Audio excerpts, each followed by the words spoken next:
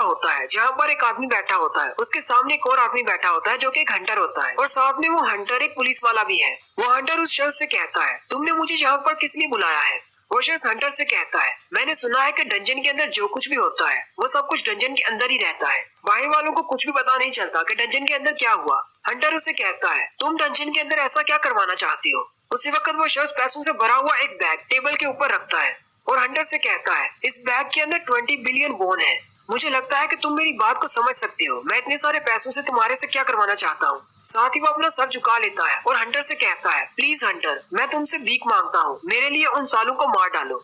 वो हंटर उस शख्स से कहता है, चलो ठीक है, लेकिन तुम्हें मुझे 10 बिलियन एक्स्ट्रा देने होंगे क्योंकि हमारे साथ और भी ज्यादा हंटर्स जाएंगे, मुझे उन सबको भी मारना पड़ेगा। क्या तुम और ज्यादा पैसे अरेंज कर सकते हो? मेरे लिए उन सारे हंटर्स को मारना बिल्कुल कीड़े मकोड़ों की तरह है, लेकिन उसके साथ और भी बहुत सारे हंटर्स हमारे साथ जाएंगे, मुझे उन सबको भी मारना पड़ेगा ताकि कोई बाहर आकर ना बता सके। वो शख्स उसे कहता है, क्या तुम इस बात को लेकर सीरियस हो? क्या तुम वाकई में उन सबको भी मारना चाहते हो? हंटर उसे कहता है, जब हम लोग एक बी रैंक के हंटर होते हैं तो हमें बहुत सारे गिल्ड से कॉल्स आती है कि हमारे गिल्ड को ज्वाइन कर लो, लेकिन क्या तुम ये बात जानते हो कि मैंने उन गिल्ड्स को क्यों ज्वाइन नहीं किया? किसी गिल्ड को ज्वाइन करने की बजाय मैं पुलिस डिपार्टमेंट में क्यों चला गया? साथ ही वो हंसते हुए शख्स से कहता है, क्योंकि मुझे मॉन्स्टर्स को मारने से ज्यादा इंसानों को मारना ज्यादा पसंद है, इसीलिए मैं पुलिस डिपार्टमेंट में चला गया। नेक्स्ट सीन एक डोजो का होता है जहाँ पर मिस्टर सोंग एक हंटर को तलवारबाजी सिखा रहे होते हैं। ये वही मिस्टर सोंग है जो कि फर्स्ट एपिसोड में आए थे और उनसे जो तलवारबाजी सीख रहा है वो उनका स्टूडेंट है जो कि एक एस रैंक का हंटर है, लेकिन अभी उसके बारे में कुछ भी नहीं बताते और ना ही उसका चेहरा दिखा रहे हैं।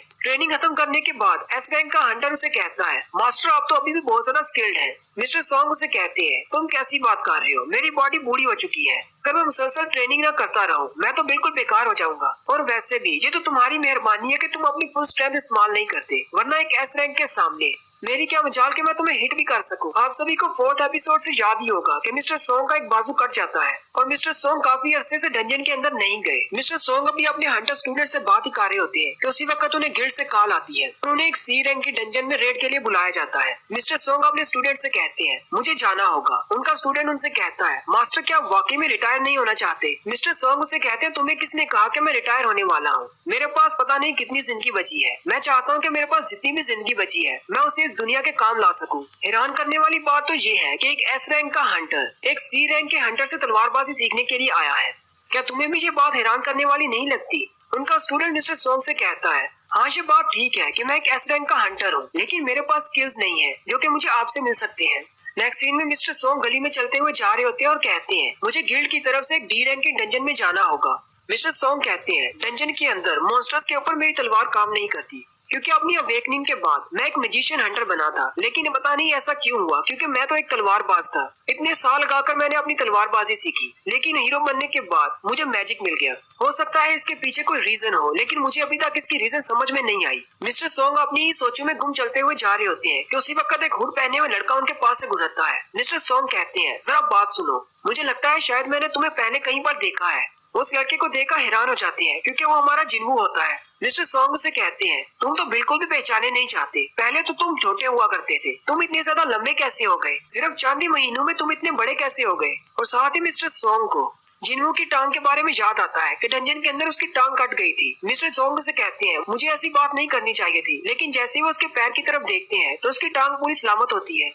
मिस्टर सोंग से देखकर हैरान हो जाते हैं और उसे कहते हैं, आखिर ये कैसे हुआ? तुम्हारी टांग तो बिल्कुल ठीक है। जिन्हों मिस्टर सोंग से कहता है, आप सबके चले जाने के बाद मैं वहाँ पर बेहोश हो गया था। जब मुझे इस डंजन से बाहर निकाला गया तो मेरे पाँव बिल्कुल सलामत थे और मेरी पूरी बॉडी हील हो चुकी थी। मिस्टर सोंग कहते हैं, आखिर उस डंजन में ऐसा क्या हुआ? लेकिन साथ ही वो हंसते हुए जिन्हों से कहते हैं, ये तो बहुत ही अच्छी बात है, अगर वाकई में तुम्हारा पैर कट जाता तो तुम्हारे जैसे यंग लड़के के लिए ऐसा तो बहुत ही बुरा होता। मैं तुम्हारे लिए बहुत ज्यादा खुश हूँ। जिन्हों मिस्टर सोंग के बाजू की तरफ देखता है। मिस्टर सोंग उसे कहते हैं, तुम्हें इस बारे में परेशान होने की जरूरत नहीं, मेरी लाइफ बहुत ही अच्छी चल रही है, मुझे इस बाजू से ज्यादा फर्क नहीं पड़ा, लेकिन मैं हमेशा तुम्हारे बारे में सोचता रहा, आखिर तुम्हारा क्या हुआ होगा? वैसे मैंने सुना था कि तुम बच गए हो, लेकिन मुझे यकीन नहीं आ रहा था और आज तुम्हें देखकर भी यकीन नहीं आ रहा। मिस्टर सोंग जिन्हों से कहते हैं, कहीं तुम भी उस डंजन में जाने के लिए तो नहीं आए? कहीं तुम्हें गिल्ड से मैसेज तो नहीं आया? जिन्हों मिस्टर सोंग से कहता है, हाँ मुझे भी गिल्ड की तरफ से मैसेज आया है, क्या आपको भी मैसेज आया है? वो दोनों डंजन वाली साइड पर पहुंच जाते हैं। वहाँ पर 3 लोग पहले से मौजूद होते हैं। जैसे ही वो उन तीनों के करीब जाते हैं तो मिस्टर सोंग कहते हैं, ये तो बहुत ही अमेजिंग दिन है, आज तो सारे लोग यहीं पर मौजूद हैं। ये सारे वही लोग हैं जो उस दिन डंजन में से बच गए थे। मिस्टर किम और जूही दोनों भी वहीं पर होते हैं। जूही जिन्वू को देखकर हैरान हो जाती है, जबकि जिन्वू को मिस्टर किम को देखकर गुस्सा आ रहा होता है, क्योंकि मिस्टर किम उन्हें मरने के लिए वहाँ पर छोड़कर भाग गए थे।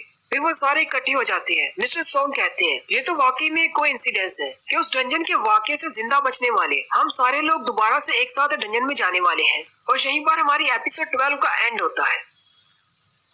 हेलो, हमने देखा था पहली 4 एपिसोड में डंजन के अंदर से जो 6 लोग बचकर बाहर आ जाते हैं, वही 6 लोग दोबारा डंजन में जाने के लिए इकट्ठे हो जाते हैं, जिनमें जिन्वू और जूही भी होती है। जूही जिन्वू की तरफ देखती है तो बहुत ज्यादा इमोशनल हो जाती है और कहती है, क्या तुम वाकई में वही जिन्वू हो? तुम तो बिल्कुल भी पहचाने नहीं जा रहे। जिन्वू हल्का सा मुस्कुराता है और उसे कहता है, हाँ मैं वही जिन्वू हूँ। जूही जिन्वू से कहती है, मैंने तुम्हें ढूंढने की बहुत ज्यादा कोशिश की, लेकिन तुम मुझे कभी मिले ही नहीं, तुम डंजन में भी नहीं आए। जूही आगे बढ़ती है और जिन्वू से कहती है, तुम्हारा कद तो काफी ज्यादा लंबा हो चुका है, इतने महीनों में तुम इतने ज्यादा कैसे बढ़ गए? और तुम्हारी टांग कैसी है? जैसे ही वो उसकी टांग की तरफ देखती है तो वो हैरान हो जाती है और कहती है, तुम्हारी टांग तो हील हो चुकी है। जिन्वू अभी जूही को इस बारे में बताने लगता है, उसी वक्त सामने आकर एक गाड़ी रुकती है और उसमें से 3 क्रिमिनल्स निकलते हैं। वो निकलते ही इन दोनों से कहते हैं, यहाँ पर तो एक रोमांटिक सीन चल रहा है, क्या यहाँ पर कोई मूवी या ड्रामा बनने वाला है? यहाँ पे ट्रेंड बदल चुका है, अब हंटर्स भी एक दूसरे को डेट करने लगे हैं। उनके साथ एक ऑफिसर भी होता है, ये वही बी रैंक का हंटर है जिसने पैसे लिए थे। वो उनसे कहता है, अपनी बकवास बंद करो, तुम लोग यहाँ पर पिकनिक पर नहीं आए। उनमें से एक क्रिमिनल आगे बढ़ता है और जूही के पास से गुजरते हुए उसे कहता है, डंजन के अंदर हमारा भी ख्याल रखना। मिस्टर सोंग भी हैरान होकर कहते हैं, आखिर यहाँ पर चल क्या रहा है? ये क्रिमिनल्स यहाँ पर क्यों हैं? उसी वक्त गिल्ड की तरफ से एक लड़का आता है और उनसे कहता है, मुझे माफ कर दे, मैं लेट हो गया। मिस्टर सोंग उसे कहते हैं, पहले मुझे बताओ यहाँ पर चल क्या रहा है? वो लड़का मिस्टर सोंग से कहता है, ये तीनों क्रिमिनल्स भी आज की रेड में तुम लोगों के साथ डंजन के अंदर जाएंगे। मिस्टर सोंग से सुनकर बहुत ज्यादा गुस्सा हो जाते हैं और उसे कहते हैं, तुम्हें क्या लगता है कि हम क्रिमिनल्स के साथ रेड पर जाएंगे? वो लड़का मिस्टर सोंग से कहता है, चाहे वो क्रिमिनल्स हैं, लेकिन वो है तो हंटर्स ही, और ऐसा तो पहले भी बहुत बार हो चुका है कि ऐसे हंटर्स जो कि क्रिमिनल्स होते हैं, उन्हें डंजन्स के अंदर भेजा जाता है ताकि उनकी सजा को माफ किया जा सके या फिर उनकी सजा को कम किया जा सके। मिस्टर सोंग उसे कहते हैं, अब इससे बुरा और ज्यादा क्या हो सकता है? वो लड़का उनसे कहता है, प्लीज मेरी बात को समझिए, हमारे इस इलाके में हंटर्स बहुत ज्यादा कम हैं, हमें इन्हीं के साथ काम चलाना होगा। आपको इन क्रिमिनल्स की वजह से परेशान होने की जरूरत नहीं। उनके साथ वो काले सूट वाला बंदा पुलिस डिपार्टमेंट से है, उसका नाम टाइशिक है और वो एक बी रैंक का हंटर है। वो तीनों क्रिमिनल सी रैंक के हंटर्स हैं। अगर वो तीनों मिलकर भी उसका मुकाबला करना चाहे तो वो एक बी रैंक के हंटर को नहीं हरा पाएंगे। जिन्वू टाइशी की तरफ देखता है और कहता है, मुझे बहुत ही बुरी फीलिंग आ रही है। साथ ही वो जूही से कहता है, जूही प्लीज तुम इस रेड में हमारे साथ मत आओ। जूही उसे कहती है, क्या तुम जा रहे हो? जिन्वू से कहता है, हाँ मुझे जाना होगा। जूही उसे कहती है, अगर तुम जाओगे तो मैं भी जाऊंगी। मिस्टर सोंग सभी की तरफ देख रहे होते हैं और कहते हैं, मुझे लगता है ये हमारी किस्मत है कि हम सबको इन क्रिमिनल्स के साथ इस डंजन के अंदर जाना होगा। फिर वो लोग उस डंजन के दरवाजे के सामने चले जाते हैं। टाइशिक तीनों कैदियों के हाथ खोल देता है। उनमें से एक कैदी से कहता है, क्या तुम्हें नहीं लगता कि तुम्हें हमें थोड़ी सी इज्जत देनी चाहिए? तुम हमें गुलामों की तरह ट्रीट कर रहे हो। टाइशिक से कहता है, अपनी बकवास बंद करो। वो उनके हाथ खोलने के बाद मिस्टर सोंग के पास आता है और उन्हें कहता है, मेरा नाम टाइशिक है और मैं मॉनिटरिंग डिपार्टमेंट से हूँ। ये तीनों क्रिमिनल मेरी निगरानी में रहेंगे, इसलिए तुम लोगों को परेशान होने की जरूरत नहीं। अब मुझे बताओ, तुम लोगों में से कौन सा बंदा आज हमारी रेड को लीड करेगा? मिस्टर सोंग उसे कहते हैं, हाँ मैं कर सकता हूँ। मिस्टर सोंग जिन्वू से पूछते हैं, क्या मैं लीडर बन सकता हूँ? तुम्हें कोई एतराज तो नहीं? जिन्वू उनसे कहता है, नहीं मुझे कोई एतराज नहीं। ये बात सुनते ही मिस्टर सोंग उसके सामने अपना सर झुकाते हैं और कहते हैं, तुम्हारा बहुत बहुत शुक्रिया मुझे एक और चांस देने के लिए।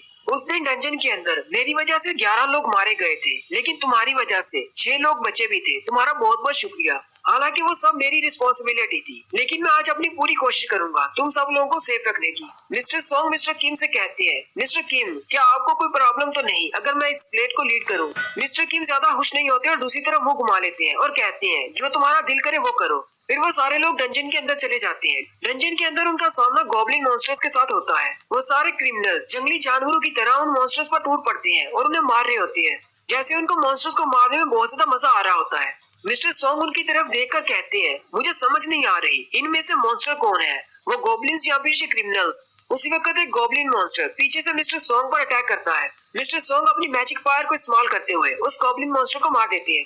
साथ ही 2 गॉब्लिन मॉन्स्टर सामने की तरफ से आते हैं। मिस्टर सोंग अपनी मैजिक पावर को इस्तेमाल करते हुए सामने की तरफ ही आग को इस्तेमाल करते हुए उनको मार देते हैं। एंट्रेंस पर मौजूद सारे गॉब्लिन्स को मारने के बाद वो लोग थोड़ी देर के लिए रुकते हैं। मिस्टर सोंग जिन्वू की तरफ देखते हैं और कहते हैं, जिन्वू तुम तो पहले से काफी ज्यादा स्ट्रॉन्ग हो चुके हो और तुम्हारे हाथ में ये जो हंजर है ये तो बहुत स्पेशल है। तुम्हें ये कहाँ से मिला? हम सबको तो तुम्हें डंजन के अंदर हाली हाथ आते हुए देखने की आदत हो गई थी, तुम्हारे पास अचानक से डैगर कहाँ से आ गया?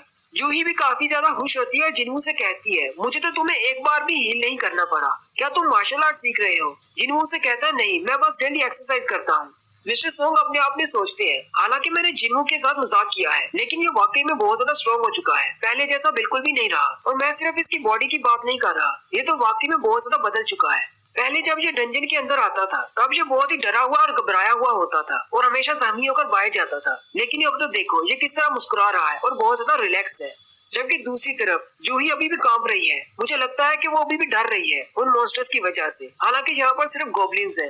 ये अभी भी अपने ट्रॉमा से बाहर नहीं निकली। वो डंजन के इंट्रेस्ट को क्लियर करने के बाद जैसे ही आगे जाती है, आगे जाकर वो डंजन 3 रास्तों में तब्दील हो जाती है।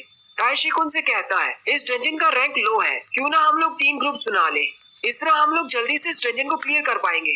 मिस्टर सोंग ताइशिक से कहते हैं, अच्छा ठीक है, चलो ग्रुप्स बनाते हैं। ताइशिक मिस्टर सोंग से कहता है, मैं तीनों क्रिमिनल्स को लेकर राइट की तरफ जाता हूँ। अगर तुम में से किसी ग्रुप को बॉस का रूम मिलता है तो जल्दी से मेरे पास आ जाना, फिर हम सब लोग मिलकर उस बॉस का सामना करेंगे। जिनवू अपनी सेंसिबिलिटी को इस्तेमाल करते हुए उन तीनों सुरंगों के अंदर देखता है तो उसे पता चलता है कि बॉस लेफ्ट वाली साइड पर है। जिनवू मिस्टर सोंग से कहता है, मिस्टर सोंग हमारे ग्रुप को लेफ्ट वाली साइड पर जाना चाहिए। जिनवू की ये बात सुनकर ताइशिक जिनवू की तरफ देखता है, जबकि जिनवू ताइशिक की तरफ देखता है। राइट साइड पर वो तीनों क्रिमिनल्स ताइशिक के साथ जाते हैं, जबकि सेंटर में मिस्टर किम और दूसरा लड़का जाते हैं और लेफ्ट साइड पर जिनवू, जूही और मिस्टर सोंग जाते हैं। जिनवू कहता है, मुझे ये बात पता है कि हम लोग जिस तरफ जा रहे हैं वहीं पर बॉस का रूम है। गोब्लिन्स को मारने से मुझे कुछ भी नहीं मिलने वाला, बॉस को मारकर मुझे कुछ एक्सपीरियंस तो मिलेगा, लेकिन इस वक्त मुझे बॉस से कुछ और ज्यादा बुरा महसूस हो रहा है। उन क्रिमिनल्स के साथ जो बंदा है वो बहुत ज्यादा बुरा महसूस हो रहा है। ताइशिक उन तीनों क्रिमिनल्स के साथ अंदर तक चला जाता है। वो तीनों क्रिमिनल्स सारे गोब्लिन्स को मार रहे होते हैं, जबकि ताइशिक खड़ा उनको देख रहा होता है और कहता है, क्या इन छोटे गोब्लिन्स को मारने में मुश्किल तो नहीं हो रही? वो क्रिमिनल्स उसे कहते हैं, नहीं ये तो बहुत ज्यादा आसान है, ऐसे छोटे मोटे गोब्लिन्स तो हमारे सामने कुछ भी नहीं। ताइशिक गोब्लिन्स के बारे में बताता है और कहता है, गोब्लिन्स की पावर लेवल एक अडल्ट इंसान के बराबर होती है, जबकि इनके ब्रेन का साइज बिल्कुल एक बच्चे जैसा होता है। इसलिए या तो ये आगे से हमला करते हैं या फिर पीछे से या फिर झुंड बनाकर। बिल्कुल वैसे ही अगर तुम इंसानी बच्चे को एक हथियार पकड़ा दो तो वो भी बिल्कुल गोब्लिन्स की तरह ही बिहेव करेगा। और ये बात भी बिल्कुल सच है कि अगर किसी बच्चे को हथियार पकड़ा दिया जाए तो वो किसी भी इंसान को मार सकता है। मेरी नजर में इंसानों और मॉन्स्टर्स के दरमियान कोई भी फर्क नहीं, मेरे लिए तो दोनों ही कीड़े मकोड़े हैं। ताइशिक क्रिमिनल से पूछता है, क्या तुम लोग बच्चों को मार सकते हो? वो क्रिमिनल्स उसे कहते हैं, ये किस किस्म का सवाल पूछ रहे हो? ताइशिक हंसते हुए उनसे कहता है, हाँ तुम लोगों ने बिल्कुल ठीक कहा, ये बहुत ही अजीब सा सवाल है। चलो मैं तुम्हें एक और अच्छी बात बताता हूँ। इस डंजन के अंदर तुम्हें 100 बच्चों का सामना करना होगा। वो क्रिमिनल उसे कहती है, कहीं तुम पागल तो नहीं होगे, ये तुम किस तरह की बातें कर रहे हो? ताइशिक उनसे कहता है, फर्ज करो अगर कोई ऐसे 100 बच्चे आ जाते हैं जो कि तुम्हें मारना चाहते हैं और वो तुम्हें मार कर खा जाएंगे, तो तुम क्या करोगे? क्या तुम उन्हें मार डालोगे? वो तीनों क्रिमिनल्स उसे कहते हैं, हाँ हम लोग उन्हें मार डालेंगे, अपनी जान बचाने के लिए हम लोग कुछ भी करेंगे। ताइशिक उनसे कहता है, तुम्हारा जवाब बिल्कुल ठीक है, तुम्हें अपनी जान बचाने के लिए कुछ भी करना चाहिए। मैं बिल्कुल ऐसे ही जाकर वापस गिल्ड वालों को रिपोर्ट करूंगा कि तुम तीनों क्रिमिनल्स ने मिलकर बाकी सब पर अटैक करने की कोशिश की और मैंने तुम सब लोगों को मार डाला। नेक्स्ट सीन मिस्टर किम और दूसरे बंदे का होता है। मिस्टर किम कहते हैं, इन गोब्लिन्स को मारना तो बहुत ज्यादा आसान है। दूसरा बंदा कहता है, चलो ये तो अच्छी बात है, मैं चाहता हूँ कि ये डंजन आसानी से क्लियर हो जाए, कुछ भी बड़ा हादसा ना हो। मिस्टर किम कहते हैं, कुछ भी नहीं कहा जा सकता।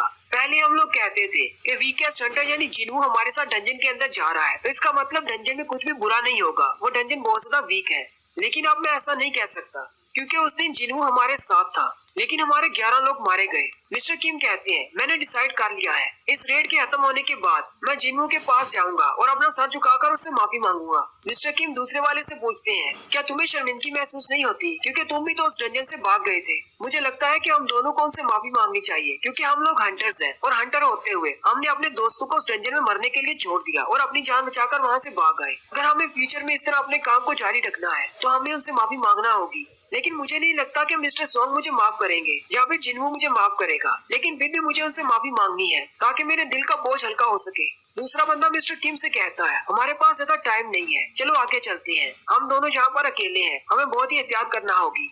वो दोनों चलते हुए जैसे ही आगे की तरफ जाते हैं उनके रास्ते मिल जाते हैं और वो दोनों गलती से ताइशिक की तरफ चले जाते हैं। मिस्टर किम जैसे सामने की तरफ देखते हैं तो वो देखकर बहुत ज्यादा हैरान हो जाते हैं। सामने ताइशिक होता है जो कि उन क्रिमिनल से कह रहा होता है, मेरा काम ये था कि तुम्हें जितनी ज्यादा दर्दनाक मौत दे सकूं उतनी ज्यादा दर्दनाक मौत दूं। आखिर इसी काम के तो मुझे पैसे मिले हैं। वैसे भी जब कोई चिल्लाता है मरने से पहले तो मुझे बहुत ज्यादा मजा आता है। ताइशिक ने 2 क्रिमिनल्स को मार दिया होता है, जबकि तीसरे वाले को गले से पकड़ रखा होता है। ताइशिक उन दोनों की तरफ देखता है और कहता है, ये क्या, तुम दोनों यहाँ पर क्या कर रहे हो? कहीं तुमने सब कुछ देख तो नहीं लिया? और साथ ही ताइशिक अपना हंजर निकाल लेता है और कहता है, अच्छा तो मुझे लगता है कि यहाँ पर हमारे रास्ते मिल रहे हैं। साथ ही वो अपने हंजर को घुमाते हुए तीसरे क्रिमिनल का सर भी काट देता है। ताइशिक कहता है, इसका मतलब बॉस का रूम लेफ्ट वाला है, अब मुझे ज्यादा घूमना नहीं पड़ेगा। अब चूंकि तुम दोनों ने मुझे देख लिया है तो मुझे लगता है कि मुझे अपने प्लान को थोड़ा सा चेंज करना होगा। और लास्ट एपिसोड में हमने देखा था कि ताइशिक उन तीनों कैदियों को मार देता है और साथ में मिस्टर किम और दूसरे बंदे को भी मार देता है।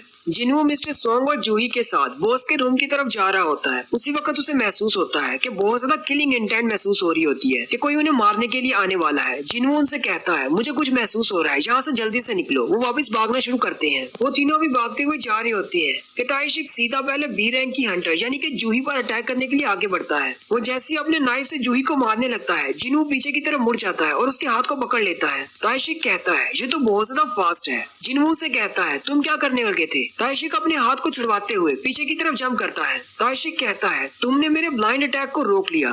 तुम्हारे पास कौन सी स्ट्रेंथ है? वाकई में तुम्हारे सेंसेस तो बहुत ज्यादा शार्प हैं। हालांकि मेरे ऑर्डर्स ये थे कि मुझे किसी भी दूसरे हंटर्स के साथ फाइट नहीं करनी, लेकिन मुझे लगता है कि ये बी रैंक की हीलर मेरे रास्ते में रुकावट बन सकती है, इसलिए मैं पहले इसे मारना चाहता हूँ। जूही बहुत ज्यादा घबरा जाती है और कहती है, आखिर यहाँ पर हो क्या रहा है? ताइशिक उनसे कहता है, मैं तुम तीनों को यहीं पर मारने वाला हूँ, बिल्कुल उन सब की तरह जिनको मैंने पहले मार दिया है। मिस्टर सोंग से कहते हैं, तुम तो गिल्ड के मेंबर हो, तुम ये सब कुछ क्यों कर रहे हो? जिन्हों पीछे की तरफ देखता है, जख्मों में चूर, खून से लथपथ मिस्टर किम बैठे होते हैं।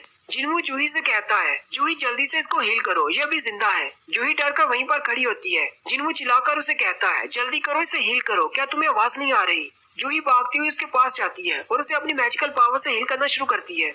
मिस्टर किम उनसे कहते हैं, तुम लोग मुझे नहीं बचा पाओगे, मुझे पता है, मैं मरने वाला हूँ। मिस्टर किम जूही का हाथ पकड़ लेते हैं और उससे कहते हैं, तुम्हें अपनी एनर्जी वेस्ट नहीं करनी चाहिए, मेरा बहुत ज्यादा ब्लड बह चुका है, मैं नहीं बचूंगा। जिन्हों चिल्लाकर उसे कहता है, मिस्टर किम तुम्हें जीना होगा, तुमने कहा था तुम्हारी फैमिली है, तुम्हें उनके लिए जीना है, उनके लिए ना सही फिर भी तुम्हें जीना होगा। अगर तुम मर गए तो मैं नफरत किससे करूंगा? मिस्टर किम जिन्हों से कहते हैं, मुझे माफ कर दो, मैं वाकई में तुमसे माफी मांगना चाहता था। हालांकि मैंने सोचा था कि रेड के खत्म होने के बाद अपना सर झुकाकर तुमसे माफी मांगूंगा, लेकिन अगर यहाँ पर मैंने अपने सर को नीचे किया तो मेरा ब्लड बहुत ज्यादा बह जाएगा, जिसकी वजह से मैं फौरन मर जाऊंगा और मैं माफी नहीं मांग पाऊंगा, इसीलिए मैं तुम्हें इसी तरह बैठे बैठे माफी मांग रहा हूँ। और साथ ही मिस्टर किम रोते हुए उससे कहते हैं, जिन्हों प्लीज मुझे माफ कर देना, और अपने सर को नीचे झुका लेते हैं, जिसकी वजह से फौरन उनकी मौत हो जाती है। जिन्हों ताइशिक से कहता है, तुमने इसको क्यों मारा? ताइशिक उसे कहता है, मुझे नहीं पता, शायद किसी मॉन्स्टर ने मारा होगा। वैसे मेरी स्टोरी तो ये है कि डंजन के अंदर बहुत सारे मॉन्स्टर्स थे जो कि बहुत ज्यादा पावरफुल थे, उन्होंने बहुत सारे हंटर्स को मार डाला। पहले तो मैंने यही स्टोरी सोची थी, लेकिन अब मुझे अपनी स्टोरी चेंज करना होगी। मैं बाहर जाकर यही रिपोर्ट करूंगा कि वो तीनों मुजरिम आजाद हो गए थे और अपनी भागने की कोशिश के दौरान उन तीनों ने तुम सब लोगों को मार डाला, और मैं जो कि पहले बॉस के साथ फाइट कर रहा था, जैसे ही मुझे पता चला मैं उन तीनों के पीछे गया और इन तीनों को भी मार डाला। पर क्योंकि मैं यहाँ पर एक बी रैंक का हंटर हूँ, वो तीनों सी रैंक के हंटर्स हैं, वो मुझे नहीं मार सकते, इसलिए मैंने अकेले ही बॉस को भी मारा और बाकी सबको मारकर यहाँ से बाहर निकल जाऊंगा। तुम तीनों को क्या लगता है, बाहर के लोग इस स्टोरी पर यकीन करेंगे या नहीं? जिन्हों उसे मारने के लिए आगे बढ़ता है। मिस्टर सोंग से कहते हैं, ये बहुत पावरफुल है, तुम यहीं पर रुको, मुझे इसका सामना करने दो। मिस्टर सोंग सोचते हैं, ये एक बी रैंक का हंटर है, मेरे जैसे सी रैंक के हंटर से ये तो कभी भी नहीं हारेगा, और ऊपर से ये एक असैसिन टाइप हंटर है, मैं इसकी स्पीड का मुकाबला नहीं कर पाऊंगा। लेकिन क्योंकि ये एक असैसिन टाइप है, इसलिए इसका डिफेंस बहुत ज्यादा वीक होगा। क्या पता अगर मैं अपने मैजिक से सिर्फ एक ही इस पर हिट कर सकूं तो मैं जीत जाऊं। मिस्टर सोंग आगे बढ़ते हैं और मिस्टर किम की तलवार को उठा लेते हैं और ताइशिक से कहते हैं, काफी अरसा हो गया मैंने किसी इंसान के अलावा अपनी तलवार नहीं उठाई। मिस्टर सोंग जूही से कहते हैं, मुझे एक फिजिकल बफ दो अपनी मैजिकल पावर्स को इस्तेमाल करते हुए। जूही अपनी मैजिकल पावर्स को इस्तेमाल करते हुए मिस्टर सोंग को फिजिकल बफ देती है, लेकिन साथ ही वो ये सोच रही होती है, मिस्टर सोंग तो एक मैजिक टाइप है, लेकिन ये इस वर्ड का इस्तेमाल क्यों कर रहे हैं? ताइशिक भी मिस्टर सोंग से कहता है, तुम तो एक मैजिशियन टाइप हो, तुम्हें क्या लगता है तुम मेरा मुकाबला कर पाओगे? मिस्टर सोंग से कहते हैं, मुझे पता है फिजिकल स्ट्रेंथ वाले बफ एक मैजिशियन के ऊपर काम नहीं करते, लेकिन अभी के लिए हमारे पास और कोई रास्ता नहीं है। मिस्टर सोंग कहते हैं, मैं इसके सामने बिल्कुल भी बेकार हूँ, क्योंकि ये एक असैसिन टाइप है। ये तो बिल्कुल ऐसे ही है जैसे एक कार के इंजन को एक बाइसाइकिल में इंस्टॉल कर दिया जाए और तेजी से पैडल चलाए जाए। जूही के स्ट्रेंथ बफ की वजह से मैं अपने कंट्रोल खो सकता हूँ, इसलिए अगर मैंने अपनी स्पीड को कंट्रोल नहीं किया तो मैं मर भी सकता हूँ। वो भी अपनी सोच में गुम होते हैं कि उसी वक्त ताइशिक आगे बढ़ता है और उन पर अटैक करता है। मिस्टर सोंग अपनी तलवार को सामने करते हुए उसके अटैक को ब्लॉक करते हैं। ताइशिक उनसे कहता है ये तो बहुत ही नॉर्मल सी बात है कि एक असैसिन टाइप का हंटर एक मैजिशियन टाइप के हंटर के सामने बहुत ज्यादा पावरफुल है और तुमने अपने लिए वेपन का चुनकर बहुत ही अच्छा किया, लेकिन एंड पर तुम सिर्फ मरने वाले हो। ये वेपन भी तुम्हें नहीं बचा पाएगा क्योंकि अगर अपने मैजिक में भी तुम डी लेवल के नहीं हो तो तुम तलवार से भी कुछ नहीं कर पाओगे। मिस्टर सोंग अपनी तलवार को घुमाते हुए उस पर अटैक करते हैं। ताइशिक जल्दी से अपनी शैडो मूवमेंट्स को इस्तेमाल करते हुए दूर चला जाता है और उसे कहता है बाप की वजह से तुम्हारी स्पीड काफी ज्यादा बढ़ गई है, चलो मेरी थोड़ी सी प्रैक्टिस हो जाएगी। मिस्टर सोंग कहते हैं अगर मैं थोड़ा सा अपनी स्पीड को बढ़ा लूं तो मैं इस तक पहुंच सकता हूं। वो फिर से स्पीड के साथ उस पर अटैक करते हैं लेकिन वो वहां से गायब हो जाता है। ताइशिक हंसते हुए उनसे कहता है ये तो बहुत ही अच्छा आइडिया है कि अपने मैजिक को छोड़कर एक वेपन पकड़ लिया जाए, लेकिन तुम ऐसा कभी नहीं कर पाओगे। ताइशिक मिस्टर सोंग के कंधे पर अटैक करते हुए उनके पास से गुजर जाता है और उन्हें पता भी नहीं चलता। ताइशिक मिस्टर सोंग से कहता है क्या तुमने कभी किसी गिल्ड में ऐसे हंटर के बारे में सुना है जो कि मैजिक भी यूज करता हो और तलवार भी यूज करता हो? मैंने तो कभी नहीं देखा। मिस्टर सोंग जैसे जख्मी होते हैं जूही उनको वैसे हील कर देती है। ताइशिक कभी भी जूही की तरफ देख रहा होता है और कहता है ये मैजिक हीलर तो बहुत ज्यादा मसला करने वाली है, अगर ऐसे ही चलता रहा तो ये तो अपने जख्मों को हील करके फिर से मुझसे फाइट करने के लिए आ जाएगा, इसलिए मुझे सबसे पहले इस हीलर को मारना होगा। ताइशिक फिर से जूही पर अटैक करने के लिए आगे बढ़ता है। उसी वक्त मिस्टर सोंग पीछे से उस पर अटैक करते हैं और कहते हैं तुम्हारी हिम्मत कैसे हुई एक तलवारबाज को अपनी पीठ दिखाने की? तुम्हारा मुकाबला मुझसे हो रहा है, मुझसे फाइट करो। ताइशिक जल्दी से पीछे की तरफ घूम जाता है और अपने हंजर को सामने करते हुए उनके अटैक को ब्लॉक करता है। ताइशिक मिस्टर सोंग से कहता है तुम्हें देखकर लगता नहीं कि तुम कोई आम बूढ़े तलवारबाज हो। मिस्टर सोंग उसे कहते हैं हाँ तुम्हें ऐसे देखकर लग नहीं रहा होगा, लेकिन मेरे पास एक एस रैंक का हंटर है जो कि मुझसे ट्रेनिंग लेने के लिए आता है। अगर मेरी बॉडी तुम्हारी स्पीड से मैच नहीं कर सकती लेकिन मेरे स्किल्स बहुत ज्यादा है, तुम उनका सामना नहीं कर पाओगे। ताइशिक हंसते हुए उनसे कहता है लेकिन हर किसी की एक लिमिट होती है और साथ ही वो अपनी स्पीड को और भी ज्यादा बढ़ा लेता है। और मिस्टर सोंग से कहता है तुम्हें क्या लगता है कि एक मैजिशियन एक असैसिन टाइप के हंटर के स्पीड से मैच कर सकता है? और वो बड़ी ही तेजी के साथ मिस्टर सोंग पर चारों तरफ से अटैक करता है और उनकी पूरी बॉडी को जख्मी कर देता है। ताइशिक उनसे कहता है अगर तुम किसी और से फाइट कर रहे होते तो तुम जरूर जीत जाते, लेकिन मेरा रैंक तुमसे ज्यादा है और मेरी पावर बहुत ज्यादा है और एक मैजिक टाइप का हंटर वो तो मेरी मूवमेंट्स को भी नहीं देख सकता अगर मैं अपनी फुल स्पीड को इस्तेमाल करूं। मिस्टर सोंग वहीं पर जमीन पर बैठ जाती हैं। जूही भागती हुई उन्हें हील करने के लिए आगे बढ़ती है। मिस्टर सोंग उसे इशारा करते हैं नहीं रहने दो, पीछे रहो। ताइशिक उनके सर पर खड़ा हो जाता है और कहता है मुझे लगता है कि तुम्हें समझ आ चुकी है कि तुम मेरा मुकाबला नहीं कर पाओगे, चलो फिर तुम्हारी कहानी को यहीं पर खत्म करते हैं। ताइशिक अपने हंजर से जैसे ही उनकी गर्दन पर अटैक करने वाला होता है मिस्टर सोंग अपने मैजिक अटैक को इस्तेमाल करते हैं। मिस्टर सोंग के पास जितनी भी मैजिकल पावर होती है वो उसे एक ट्रैप में बदलकर फुल पावर से उस पर अटैक करते हैं। मिस्टर सोंग सामने की तरफ देखकर कहते हैं क्या मेरे अटैक ने काम किया? लेकिन ताइशिक वहाँ से दूर चला जाता है क्योंकि ताइशिक की स्पीड बहुत ज्यादा है। ताइशिक फिर से उनके सर पर आकर खड़ा हो जाता है और उनसे कहता है तुम तो एक मैजिशियन टाइप हो, ये बात मुझे पहले से पता थी, लेकिन तुम एक तलवार पकड़कर अपने स्किल्स को छुपाने की कोशिश कर रहे थे। तुम्हें क्या लगा इस तरह तुम मुझे ट्रैप में फंसा लोगे? मिस्टर सोंग अपनी आंखें बंद कर लेते हैं और कहते हैं मुझे लगता है कि मेरा अंत आ चुका है। ताइशिक फिर से अपनी तलवार को ऊपर की तरफ उठाता है और मिस्टर सोंग पर अटैक करता है, लेकिन उसी वक्त जिनवू आगे बढ़ता है और अपने हंजर से उसकी तलवार के अटैक को रोकता है और ताइशिक को पीछे की तरफ धकेल देता है। ताइशिक उसे कहता है तुम फिर से बीच में क्यों आ रहे हो? आए तुम हो कौन? तुम्हारा रैंक क्या है? जिनवू से कहता है मेरा नाम संग जिनवू है और मैं एक ई रैंक का हंटर हूँ। ताइशिक उसे कहता है तुम एक ई रैंक के हंटर नहीं हो सकते, ये मैं कैसे मान लूं? तुम्हारी स्ट्रेंथ तो बहुत ज्यादा है। ताइशिक कहता है अगर तुम एक पावर टाइप हंटर हो तो तुम्हारे लिए ये आसान है, as a E rank hunter तुम ऐसा कर सकते हो, लेकिन तुमने मेरे अटैक्स को 2 बार रोका है, वो भी स्पीड के साथ। तुम एक पावर टाइप नहीं हो सकते। क्या तुम भी एक असैसिन टाइप हंटर हो? लेकिन तुम एक असैसिन टाइप भी नहीं हो।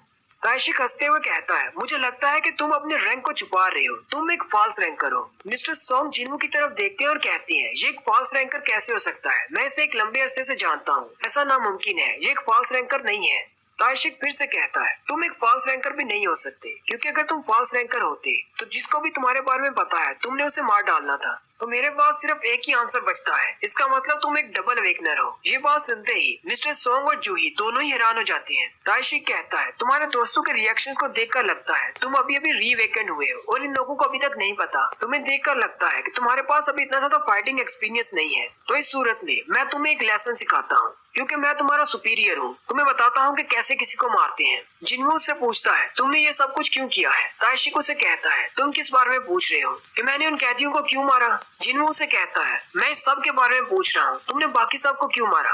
ताइशिक हंसते हुए उसे कहता है तुम्हारा चेहरा तो बहुत ज्यादा डरावना है। तुम्हें क्या लगता है इस तरह तुम मुझे डरा सकते हो? मैंने उनको कोई मजे के लिए नहीं मारा, मुझे ऑर्डर दिया गया था, इसलिए मैंने ऐसा किया है। और साथ ही एक बैकग्राउंड सीन दिखाते हैं वहीं पर जहाँ पर वो शख्स उसे पैसे दे रहा होता है। वो शख्स असल में एक गोल्ड की कंपनी का सीईओ होता है। वो तायशिक को 2 बिलियन वॉन देता है। तायशिक उसे कहता है मुझे इसके अलावा 1 बिलियन वॉन और चाहिए ताकि मैं बाकी के हंटर्स को भी ठिकाने लगा सकूं। साथ ही वो उससे पूछता है तुम ऐसा क्यों कर रहे हो? वो शख्स उसे कहता है तुम्हारे पास जो 3 कैदी हैं उनमें से एक कैदी ने मेरी बेटी के साथ बहुत ही गलत किया, जिसकी वजह से मेरी बेटी इतनी ज्यादा घबरा गई कि उसने खुद को फांसी लगा लिया। उसकी मौत की वजह से उसकी माँ ट्रॉमा में है और वो अभी भी हॉस्पिटल में है। अब क्योंकि वो एक हंटर है इसलिए उसे सिर्फ कुछ सालों की ही सजा दी जाएगी। मैं नहीं चाहता कि वो आजाद होकर सड़कों पर घूमे फिरे। मैं चाहता हूँ कि तुम उसे डंजन के अंदर मार डालो। फिर हमारी स्टोरी प्रेजेंट में आ जाती है। तायशिक उसे कहता है अब मैं उसको मना नहीं कर सकता था। वो तो बेचारा एक बाप था जो अपनी बेटी का बदला लेना चाहता है। मैंने रकम बढ़ाकर उसको मना करने की कोशिश की लेकिन उसने मुझे ज्यादा पैसे देकर खरीद लिया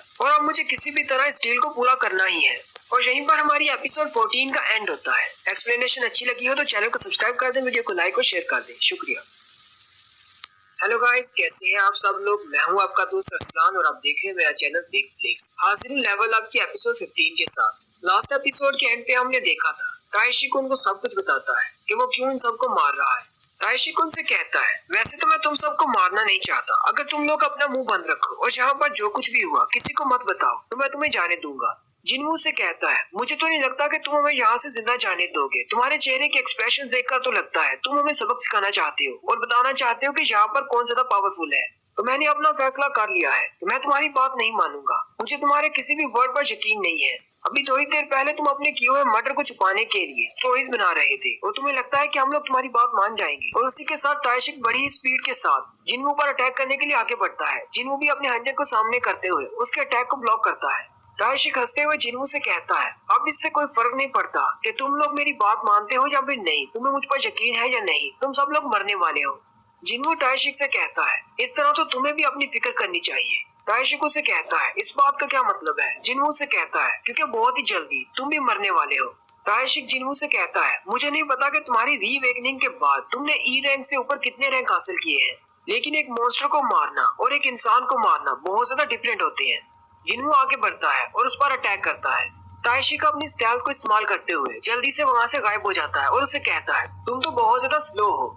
जबकि जिन्हों उसकी तरफ देखता है और कहता है तुम तो वाकई में फास्ट हो। वो दोनों बहुत ही स्पीड के साथ फाइट कर रहे होते हैं। मिस्टर सॉन्ग उनकी तरफ देखते हैं और कहते हैं मुझे तो कुछ दिखाई भी नहीं दे रहा, ये दोनों तो बहुत ज्यादा फास्ट है। मिस्टर सॉन्ग जिन्हों की तरफ देखते हैं और कहते हैं ये तो बिल्कुल भी वो बच्चा नहीं लग रहा जिसे मैं जानता था। तायशिक कहता है मैंने जो पैसे लिए हैं वो तो बहुत ही कम है, मुझे इस जॉब के लिए और ज्यादा पैसे लेने चाहिए थे, लेकिन मुझे क्या पता था कि एक सी रैंक की डंजन में मुझे तुम जैसे हंटर से सामना करना पड़ेगा। तायशिक सोचता है हम दोनों की स्पीड तो बिल्कुल सेम लेवल पर पहुंच चुकी है। तायशिक जिन्हों से कहता है अगर ये तुम्हारी फास्टेस्ट स्पीड है तो तुम बहुत ज्यादा स्लो हो क्योंकि मेरी स्पीड अभी तुमने देखी ही नहीं। जूही जो कि जिन्हों के पीछे होती है वो अपनी मैजिकल पावर्स को इस्तेमाल करते हुए जिन्हों को एक बूस्ट देती है। तायशिक कहता है मैं तो पहले इस बी रैंक की हंटर को मारना चाहता था क्योंकि मुझे पता था ये मेरे लिए मसला क्रिएट करेगी। जूही के बूस्ट के बाद जिन्हों की स्पीड काफी ज्यादा बढ़ जाती है और वो दोनों फिर से फाइट करना शुरू कर देते हैं। फाइट के दौरान तायशिक जिन्हों से कहता है अगर तुम अपनी हीलर को प्रोटेक्ट करना चाहती हो तो तुम्हें अभी जाना होगा। साथ ही वो अपने हंजर को जूही की तरफ फेंकता है। जैसे ही उसका हंजर जूही को लगने लगता है उसी वक्त मिस्टर सॉन्ग उसके सामने आ जाते हैं और अपनी तलवार से उसके हंजर को ब्लॉक करते हैं और जूही को बचा लेते हैं। जिन्हों जूही की तरफ देख रहा होता है उसी वक्त तायशिक उस पर अटैक करता है और जिन्हों को काफी ज्यादा जख्मी कर देता है। जिन्हों के जख्मी होने के बाद जिन्हों तायशिक से कहता है क्या तुम मुझे मारने का अपनी इंटेंशन को थोड़ा सा कम कर सकते हो, क्योंकि जिन्हों के पास एक विंडो ओपन हो जाती है जिसमें उसे कहा जाता है कि अपने दुश्मन को मारो नहीं तो तुम मारे जाओगे। जिन्हों कहता है मुझे लगता है जब कोई मुझे मारना चाहता है तभी मेरा सिस्टम एक्टिवेट होता है, ये मुझे फिर से कह रहा है कि इस बंदे को मार डालो वरना तुम मारे जाओगे। जिन्हों कहता है अब जबकि सिस्टम ने मुझे कह दिया है अब तो मुझे इसे मारना ही होगा चाहे कुछ भी हो जाए। ये देखकर तायशिक बहुत ज्यादा हैरान हो जाता है और कहता है मैं एक बी रैंक का हंटर हूँ, मेरे पास एक्सपीरियंस ज्यादा है, मैं एक असैसिन टाइप हूँ, लेकिन फिर भी ये मुझसे डर क्यों नहीं रहा। जिन्हों कहता है मुझे तो अपने सिस्टम का शुक्रिया अदा करना चाहिए, उसने मुझे इसको मारने की एक और वजह दे दी है। पहले इसने जूही को मारने की कोशिश की। साथ ही जिन्हों फिर से आगे बढ़ता है और तायशिक पर अटैक करता है। तायशिक हंसते हुए उससे कहता है मुझे लगता है कि तुम मेरे साथ फाइट करके बहुत ज्यादा एक्सपीरियंस हासिल कर सकते हो। जिन्हों से कहता है हाँ ऐसी ही बात है, तुम्हारे साथ फाइट करने में बहुत ही मजा आ रहा है। साथ ही जिन्हू अपनी स्पीड स्किल को एक्टिवेट करता है और अपनी स्पीड को 30% इंक्रीज कर लेता है और तेजी के साथ आगे बढ़ते हुए ताइशिक पर अटैक करता है। ताइशिक हैरान हो जाता है और कहता है इसकी स्पीड तो पहले से भी बढ़ गई है, कहीं ये भी स्किल्स का इस्तेमाल तो नहीं कर रहा। जिन्हू ताइशिक पर अटैक करते हुए उसके पीछे चला जाता है। ताइशिक के चेहरे पर एक छोटा सा कट लगता है। अब क्योंकि जिन्हू के वेपन में पैरालिसिस इफेक्ट है, जैसे ही उसकी बॉडी पर कट लगता है पैरालिसिस का इफेक्ट एक्टिवेट हो जाता है। ताइशिक ये देखकर और भी ज्यादा हैरान हो जाता है और कहता है क्या इसके डैगर पर पॉइजन लगा हुआ था? ये तो फाइट में काफी ज्यादा अच्छा है, इसके वेपन पर तो इफेक्ट्स भी हैं। लेकिन साथ ही ताइशिक अपनी पावर को रिलीज करता है और अपनी पावर को बढ़ाते हुए उसके पैरालिसिस इफेक्ट को खत्म कर देता है। जिन्हू कहता है मेरे वेपन के अटैक्स तभी काम करते हैं जब सामने वाला कमजोर हो, अगर वो अपनी पावर को इंक्रीज करता है तो इसके इफेक्ट्स कैंसिल हो जाती है। ताइशिक हंसते हुए जिन्हू से कहता है तुमने मुझे अपने इफेक्ट्स दिखाए, चलो मैं तुम्हें अपना एक स्किल दिखाता हूँ। और साथ ही ताइशिक हवा में गायब हो जाता है। ये देखकर जिन्हू भी थोड़ी देर के लिए हैरान हो जाता है और कहता है वो तो बिल्कुल गायब हो गया, मुझे तो महसूस भी नहीं हो रहा। उसी वक्त ताइशिक साइड से उस पर अटैक करता है। जिन्हू अपने हंजर को सामने करते हुए उसके अटैक को ब्लॉक कर लेता है। ताइशिक फिर से पीछे हट जाता है और उसे कहता है तुमने मेरे अटैक को ब्लॉक कर लिया, हालांकि मैंने अपनी सारी सेंसेस को हाइड किया हुआ है। तुम्हारी सेंस तो बहुत ज्यादा शार्प है। ताइशिक उसे कहता है मेरे स्पेशल मूव को कैमोफ्लेज स्किल कहते हैं। मैंने अपनी बॉडी, अपनी स्मेल और अपने ओरा को मुकम्मल तौर पर खत्म कर लिया है, तुम्हें कुछ भी महसूस नहीं होगा। असैसिन टाइप के बहुत सारे हंटर्स में से सिर्फ चंद एक हंटर्स ऐसे होते हैं जो कि स्किल्स को हासिल कर सकते हैं। और आज से पहले किसी को भी इस बारे में नहीं पता कि मेरे पास ऐसे स्किल है, क्योंकि मेरे स्किल को देखने के बाद मैं किसी को भी जिंदा नहीं छोड़ता, इसलिए वो किसी को बता नहीं सकते। जिन्हू अभी उसके सुराग लगाने की कोशिश कर रहा होता है कि उसकी आवाज कहाँ से आ रही होती है। उसी वक्त ताइशिक उसके नीचे से गुजरता है और उसके पाँव के टेंडेंट्स को काट देता है, जिससे जिन्हू के पैर बेकार हो जाते हैं। जिन्हू वहीं पर चिल्लाना शुरू कर देता है। ताइशिक जिन्हू से कहता है अगर बी रैंक की हीलर तुम्हें डायरेक्टली हील करे तो तुम शायद हील हो सकते हो, लेकिन जितनी दूर वो अभी खड़ी है वहाँ से तुम्हें हील नहीं कर पाएगी। जूही जैसी आगे बढ़ने लगती है, ताइशिक उसे कहता है अगर तुमने आगे बढ़ने की कोशिश की तो उससे पहले मैं तुम्हें मार डालूंगा। वहीं पर चुपचाप खड़ी रहो, जब तुम्हारी बारी आएगी मैं तुम्हें भी मार डालूंगा। जूही वहीं पर डर कर खड़ी हो जाती है। मिस्टर सोंग कहते हैं मैं तो बाहर से मदद भी नहीं बुला सकता, और अगर इसी तरह चलता रहा जिन्हू का बहुत ज्यादा ब्लड बह जाएगा और उसका स्टेमिना भी खत्म हो जाएगा और वो मर जाएगा। मिस्टर सोंग अपनी तलवार उठाते हैं और कहते हैं चलो मैं उसके लिए थोड़ा सा टाइम तो बाई कर सकता हूँ ताकि वो अपनी बॉडी को हील कर सके। जैसे वो आगे बढ़ने लगते हैं ताइशिक उनसे कहता है क्या तुम्हें लगता है कि मेरे स्किल के सामने तुम्हारी ये कमजोर बॉडी टिक पाएगी? तुम अब बूढ़े हो चुके हो, तुम तो अपनी नॉर्मल स्पीड पर भी नहीं पहुँच सकते। ताइशिक जिन्हू के पैर की तरफ देखता है और उसे कहता है अगर तुम्हें हीलिंग मिल भी जाती है तो कितनी देर लगेगी, कितने मिनट्स में तुम्हारी टांग हील होगी, इतनी देर में तो मैं तुम्हें मार डालूंगा। जिन्हू से कहता है तुम बहुत ज्यादा बोलते हो, और साथ ही वो अपनी स्टेटस विंडो में जाता है और अपनी रिकवरी के ऑप्शन को सिलेक्ट करते हुए फौरी तौर पर हील हो जाता है। ये देखकर जूही भी हैरान हो जाती है, जबकि ताइशिक भी देखकर हैरान हो जाता है और कहता है ऐसा कैसे हो सकता है, इसके पास कौन सा स्किल है, ये तो सिर्फ एक ही सेकंड में हील हो गया। तो इसका मतलब ये एक असैसिन टाइप हंटर नहीं है, इसके पास तो हीलिंग स्पेल्स भी हैं। इसके बारे में तो मुझे समझ ही नहीं आ रही ये किस किस्म का हंटर है। स्पीड भी इसके पास है, स्ट्रेंथ इसके पास है, मैजिकल स्पेल्स इसे आते हैं जिससे ये अपनी बॉडी को हील कर सकता है। ताइशिक कहता है पता नहीं कितनी बार ये अपनी बॉडी को इस तरह हील कर पाएगा, लेकिन मुझे लगता है ये बहुत ज्यादा खतरनाक है। जिन्हू फिर से उठकर खड़ा हो जाता है और कहता है मुझे लगता है कि मेरा एक और इमोशन मर गया, यानी जिन्हू के अंदर की एक और फीलिंग मर गई। जिन्हू ताइशिक से कहता है तुम्हारे जैसों पर तो मुझे अपना गुस्सा भी जाया नहीं करना। ये सुनकर ताइशिक गुस्सा हो जाता है और सीधा जिन्हू पर अटैक करने के लिए आगे बढ़ता है, लेकिन जिन्हू अपने डैगर को घुमाते हुए ताइशिक पर अटैक करता है। ताइशिक पूरी तौर पर पीछे हट जाता है। ताइशिक अब की बार हैरान हो जाता है और कहता है क्या ये वाकई में मेरे कैमोफ्लेज के अंदर से देख सकता है? ताइशिक जल्दी से पीछे की तरफ जंप करता है और उसे कहता है तुमने मेरी गर्दन पर वार किया, लेकिन जरा भी हिचकिचाए नहीं, इसका मतलब तुम पहले भी किसी इंसान को मार चुके हो। मुझे लगता है कि हम दोनों सेम हैं, हम दोनों ही पहले किसी इंसान को मार चुके हैं और अब किसी इंसान को मारने में हमें डर नहीं लगता। ताइशिक उसे कहता है अवेकनिंग ने हम इंसानों को बहुत सारी पावर्स दी हैं, अब हमें कानून को मानने की जरूरत नहीं। हम जैसे अवेकनर्स यानी हंटर्स को कानून से डरने की जरूरत नहीं। अगर हम लोग पावरफुल हैं तो हम ही कानून हैं। साथ ही ताइशिक उसे कहता है इसीलिए मैं अपनी फुल पावर तुम्हें दिखाता हूँ, और वो गायब होकर जिन्हू पर अटैक करने के लिए आगे बढ़ता है। जिन्हू अपनी जगह पर खड़ा होता है और वहीं से खड़े खड़े वो अपने डैगर की मदद से उसके सारे अटैक्स को ब्लॉक कर रहा होता है। ताइशिक कहता है मुझे लगता है अब मुझे समझ आ चुकी है मैं अपने स्टेल्थ मूव में इसको कैसे दिखाई दे रहा हूँ। मुझे लगता है कि मेरे किलिंग इंटेंट की वजह से इसको पता चल जाता है कि मैं कहाँ पर हूँ। मुझे इस फ्लो को तोड़ना होगा। मुझे नहीं लगता कि इसको एग्जैक्टली पता है कि मैं कहाँ से अटैक करने वाला हूँ, ये तो सिर्फ मेरे किलिंग इंटेंशन को देख रहा है। जिन्हू जो कि अभी तक अपना सर झुकाकर खड़ा होता है वो अपनी आंखें खोलता है और उसके साथ एक और विंडो ओपन होती है जिसमें उसका एक नया स्किल एक्टिवेट होता है जो कि किलिंग इंटेंट होता है। जैसे कि वन पीस में मंकी डी लूफी अपनी हाकी इस्तेमाल करता है, बिल्कुल वैसे ही जिन्हू जैसे ही अपनी आंखें खोलता है एक प्रेशर क्रिएट होता है। सामने वाले को महसूस होता है कि अब वो मरने वाला है।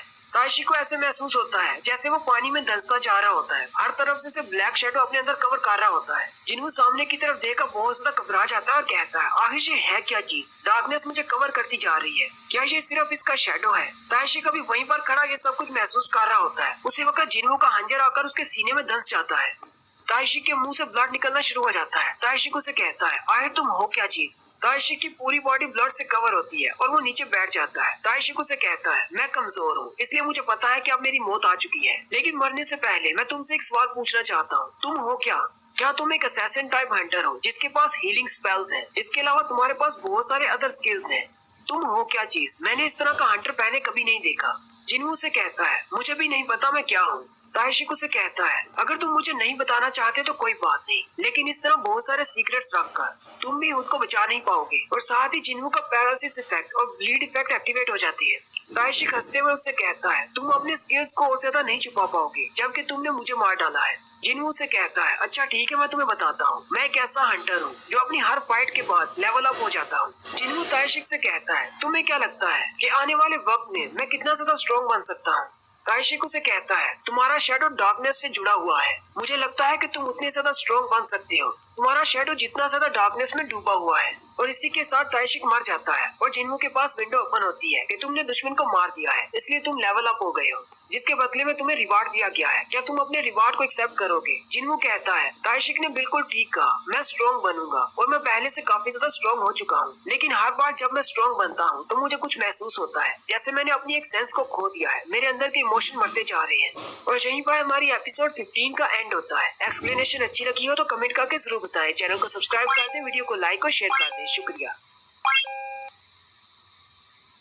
हेलो गाइस, कैसे हैं आप सब लोग? मैं हूं आपका दोस्त असलान और आप देख रहे हैं मेरा चैनल बिग फ्लिक्स। हाजिर हूं लेवल अप की एपिसोड 16 के साथ। अगर आप मेरे चैनल पर नए हैं तो चैनल को सब्सक्राइब कर दें, वीडियो को लाइक और शेयर कर दें। शुक्रिया। लास्ट एपिसोड के एंड पे हमने देखा था जिन्हू ताइशी को मार देता है। ताइशी को मारने के बाद जिन्हू वहीं पर खड़ा होता है, कहता है, हर बार जब मैं किसी को मारता हूँ तो मेरे अंदर का एक इमोशन मर जाता है, लेकिन मैं स्ट्रॉन्ग बनना चाहता हूँ। जूही आगे बढ़ती है और जिन्हू से कहती है, जिन्हू तुम्हारा शुक्रिया, तुमने 2 बार मेरी जान बचाई।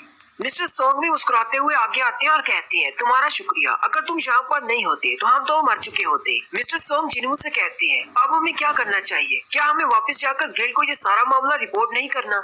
जिन्हू मिस्टर सॉन्ग से कहता है, लेकिन अभी हमें डंजन के बॉस को मारना है ताकि इसके गेट को क्लोज किया जा सके। मिस्टर सॉन्ग उसे कहते हैं, कहीं तुम अकेले बॉस को मारने के लिए तो नहीं जाना चाहते? लेकिन साथ ही मिस्टर सॉन्ग चुप हो जाते हैं और कहते हैं, हाँ ठीक है, मैंने तुम्हारे स्किल्स देख ली है, तुम काफी ज्यादा पावरफुल हो, मैं तुम्हें नहीं रोकूंगा। मिस्टर सॉन्ग सारी लाशों की तरफ देखते हैं और कहते हैं, मैं तो इन सब को सही तरह से दफनाना चाहता था, लेकिन अब क्या किया जा सकता है? हमें यहाँ से जल्दी से निकलना होगा। जिन्हू आगे बढ़ता है और ताइशी के सीने से अपने हंजर को बाहर निकालता है। वो जैसे अपने हंजर को बाहर निकालता है, वहाँ पर एक छोटा सा बीड चमक रहा होता है। वो बीड असल में एक रैलिक होता है। साथ ही एक विंडो ओपन होती है जिसमें जिन्हू को बताया जाता है कि हंटर ताइशी के मरने के बाद उसकी शैडो वाली एबिलिटी अब तुम्हारी हो चुकी है। जैसे तुम इस रैलिक को तोड़ोगे, वो एबिलिटी तुम्हारी बॉडी के अंदर चली जाएगी। जिन्हू हैरान हो जाता है और कहता है, इसका मतलब मैं दूसरे हंटर्स को मारने के बाद उनकी एबिलिटीज को भी ले सकता हूँ। मिस्टर सॉन्ग जिन्हू से कहते हैं, हम दोनों बाहर जा रहे हैं और जाकर सारी बात बताएंगे। जूही जिन्हू से कहती है, मैं बाहर तुम्हारा इंतजार करूंगी, जल्दी से बॉस को मारकर बाहर आ जाओ। जिन्हू उनसे कहता है, परेशान होने की जरूरत नहीं, मुझे ज्यादा टाइम नहीं लगेगा। फिर जिन्हू बॉस के रूम की तरफ आगे चल पड़ता है। वहीं पर उन तीनों कैदियों की लाशें पड़ी होती है। जिन्हू एक लाश के पास जाता है और उसे कहता है, मुझे पता है कि तुम जिंदा हो, अपनी नौटंकी बंद करो। क्या तुम मरने का नाटक कर रहे थे ताकि सभी के चले जाने के बाद यहाँ से आसानी से भाग जाओ और किसी को पता भी न चले? वो कैदी बोलने की कोशिश करता है, लेकिन ताइशी ने उसका गला काट दिया होता है, इसलिए वो बोल नहीं पाता। जिन्हू से कहता है, ताइशी तो बहुत ज्यादा जालिम निकला, उसने तो तुम्हारा गला ही काट दिया ताकि तुम किसी को मदद के लिए पुकार न सको। जिन्हू आगे बढ़ता है और उसे कॉलर से पकड़ लेता है और कहता है, तुम्हारा तो ब्लड बह रहा है, इस तरह तो तुम मर जाओगे। अगर हम जूही से कहें तो वो तुम्हें बचा सकती है। वो क्रिमिनल खुश हो जाता है और कहता है, चलो शुक्र है मेरी जान बच गई। लेकिन जिन्हू से घसीटता हुआ बॉस के रूम की तरफ ले जाता है। वो उसे कहता है, तुम कहाँ पर जा रहे हो? हम लोग तो गलत डायरेक्शन में जा रहे हैं। सामने बॉस का रूम होता है। जिन्हू दरवाजा खोलता है और उस कैदी को लेकर अंदर चला जाता है। सामने एक बड़ा सा गोबलिन बॉस होता है। जिन्हू दरवाजे को बंद करके सामने खड़ा हो जाता है और उस कैदी को कहता है, क्या तुम्हें याद है तुमने कितने लोगों को मारा है? क्या तुम्हें उन सब के फेसेस याद है? मेरी नजर में तुम ताइशी से भी ज्यादा गंदा कचरा हो।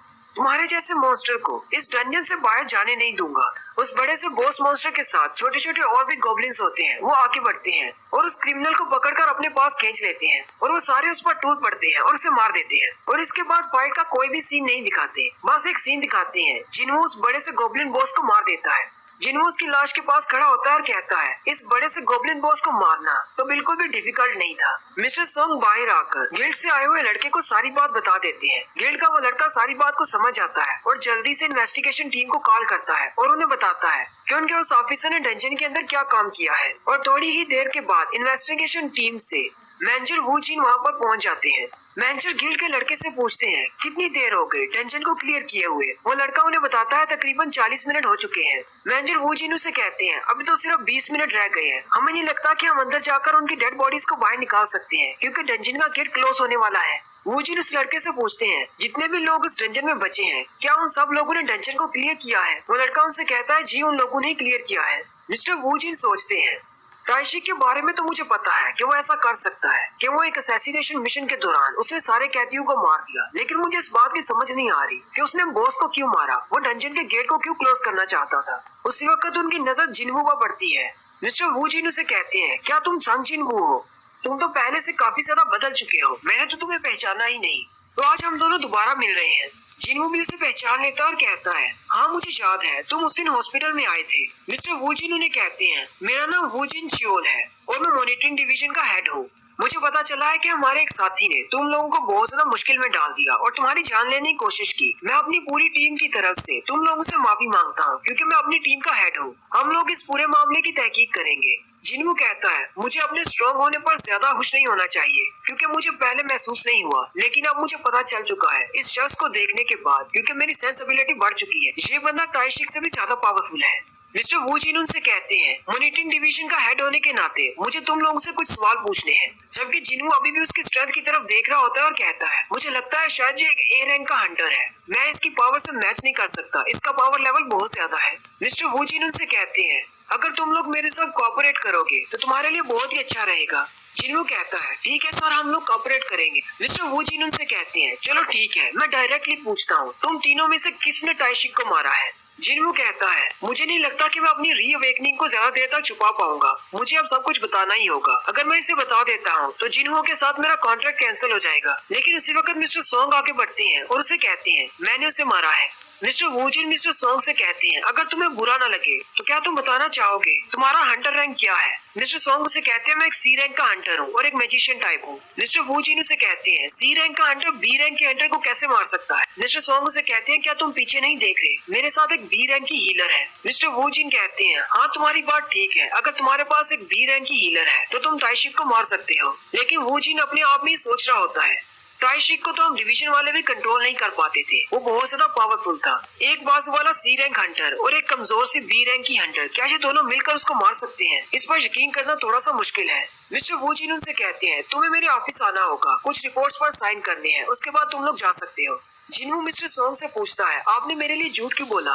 मिस्टर सोंग उसे कहते हैं मुझे पता है कि तुम अपनी एबिलिटीज को हाइड करना चाहती हो, इसलिए मैं तुम्हारी मदद कर रहा हूँ, परेशान मत हो, हम लोग वापस आ जाएंगे। मिस्टर सोंग मुस्कुराते हुए उससे कहते हैं वैसे भी इन्वेस्टिगेशन में तुम्हारा नाम आ चुका है, तुम इनकी इन्वेस्टिगेशन से नहीं बचोगे, लेकिन इस तरह डायरेक्टली तुम पर कोई भी इल्जाम नहीं आएगा, इसे मेरा थैंक्स वाला टोकन समझ लो। मिस्टर वू जिन जिनवू से कहते हैं जिनवू मेरी बात सुनो, मुझे पता है कि एक ई रैंक का हंटर एक बी रैंक के हंटर ताइशिक को नहीं मार सकता और मुझे नहीं लगता कि हमें दोबारा से तुम पर शक करना चाहिए कि तुम एक रीअवेकन हो। लास्ट टाइम हमने तुम्हें चेक किया था, लेकिन तुम्हारे लिए एक बुरी खबर है, अगर तुम अपना ध्यान नहीं रखोगे तो मुझे लगता है कि शायद तुम बहुत ही जल्दी मरने वाले हो। जिनवू उनसे कहता है आपकी इस बात का क्या मतलब है। मिस्टर वू जिन उसे कहते हैं डांगसुक के साथ जब तुम डंजन में गए थे तो वहाँ पर उसके 8 साथी मारे गए, सिर्फ तुम और एक डी रैंक के हंटर वहाँ से जिंदा बाहर आए थे। लेकिन असल मसला ये है कि डांगसुक का छोटा भाई एक एस रैंक का हंटर है, तुमने उसका नाम तो सुना होगा, उसका नाम डांगसू है और वो अमेरिका में रहता है और मुझे लगता है कि वो तुम लोगों से बदला लेने के लिए यहाँ जरूर आएगा। ये बात सुनते ही जिनवू बहुत ज्यादा घबरा जाता है और कहता है क्या वाकई में वो उसका छोटा भाई है।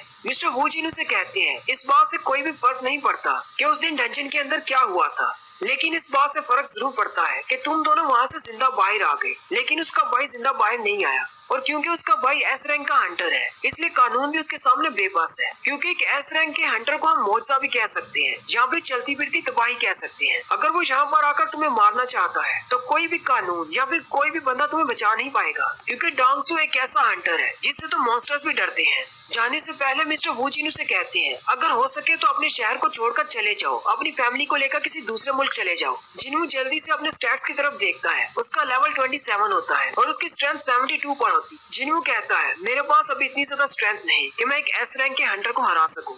3 घंटे की इन्वेस्टिगेशन के बाद गोल्ड कंपनी का सीईओ, जिसने ताइशी को वहां पर पैसे देकर बेचा था, वो अपने आप को पुलिस के हवाले कर देता है, जिसकी वजह से मिस्टर सॉन्ग और जूही को छोड़ दिया जाता है। जूही सीधी जिन्मू के पास वापस आती है और उसके हाथ में वही मैजिकल कोर होता है जो कि 4th एपिसोड में जिन्मू ने जूही को दिया था। जिन्मू जूही को बस स्टेशन पर छोड़ने के लिए जाता है।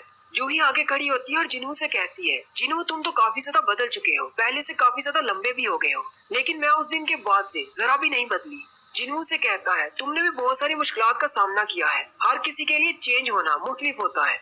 जूही उसे कहती है, तुम तो काफी ज्यादा समझदार भी हो गए हो, लेकिन एक हंटर बनना मुझे सूट नहीं करता। मैं बहुत ज्यादा डर जाती हूँ, मैं मॉन्स्टर्स को देखकर घबरा जाती हूँ और मेरे लिए अपने डर का सामना करना इतना ज्यादा आसान नहीं है, क्योंकि मैं एक बी रैंक की हीलर हूँ। इसलिए मुझे ए रैंक की या फिर बी रैंक की डंजन्स को ज्वाइन करना था, लेकिन मैं नहीं कर पाई क्योंकि मैं मॉन्स्टर से डरती थी। इसलिए मैं सिर्फ डी रैंक की या फिर ई रैंक की हंटर से ज्वाइन करती थी। ई रैंक की डंजन्स में मैं इसलिए भी जाया करती थी क्योंकि मैं तुम्हें देख सकूं। मैं हमेशा तुम्हारी इंजरीज को हील करती थी, जो कि हमेशा तुम्हारी बॉडीज पर आती रहती थी, क्योंकि तुम बहुत ज्यादा कमजोर थे। अगर मैं तुम्हें सच बताऊं तो तुम इतना ज्यादा जख्मी होते थे कि मैं भी तुम तंग आ गई थी कि मुझे तुम्हें हमेशा हील करना पड़ता है। मैं तुम्हें बिल्कुल बेवकूफ हंटर समझती थी, लेकिन तुम हर बार डंजन से जिंदा बाहर आते, ना सिर्फ अपना ख्याल रखते बल्कि बाकियों की भी जान बचाते। तुम्हारी आंखों में हमेशा यही बात होती थी कि तुम्हें यहाँ से जिंदा बाहर निकलना है, लेकिन मुझे नहीं लगता कि मुझे कभी इस तरह की आंखें मिल पाएंगी। मैं हमेशा डरती रहूंगी और डरती हूँ। साथ ही वो मैजिकल कोड निकालती है और जिन्मू से कहती है, तुमने वादा किया था अगर हम लोग यहाँ से जिंदा बाहर निकलेंगे तो हम दोनों खाना खाने के लिए जाएंगे,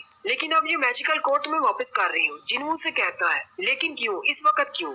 जूही मुस्कुराते हुए से कहती है, मैं रिटायर हो रही हूँ, अब मुझे हंटर्स का काम नहीं करना, मैं वापस अपने होम टाउन बुसान जा रही हूँ। अगर तुम वहाँ पर आए तो मुझे बताना, हम दोनों वहाँ बैठकर खाना खाएंगे, मैं तुम्हें वहाँ की फिश खिलाऊंगी। जिन्हू भी मुस्कुराते हुए उससे कहता है, अगर मैं वहाँ पर आया तो मैं तुम्हें जरूर ढूंढ लूंगा और तुमसे कहूंगा कि मेरे साथ बाहर चलो, और उस दिन खाने का बिल मैं दूंगा। जूही मुस्कुराते हुए उससे कहती है, अच्छा ठीक है, और साथ ही वो जिन्हू को बाय बोलकर वहाँ से चली जाती है। जूही के वहाँ से जाने के बाद जिन्हू कहता है, अब मेरे पास एक और वजह है और ज्यादा स्ट्रॉन्ग होने की, क्योंकि